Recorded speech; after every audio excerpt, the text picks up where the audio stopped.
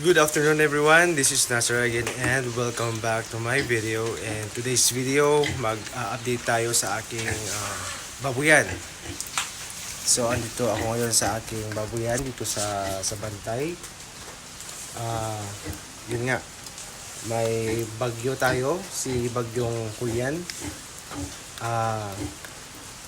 At yun, yung ating update is yung ating babuyan. Noon kasi meron akong 5 sow. So yan, 5 sow and then 17 heads na beef. So unfortunately yung 5 sow ko ay wala na. Yung iba nakatay, tapos yung iba nagkasakit. So yan, namatay. And then yung biik naman is unti-unting namamatay. So bali dalawa lang yung natira sa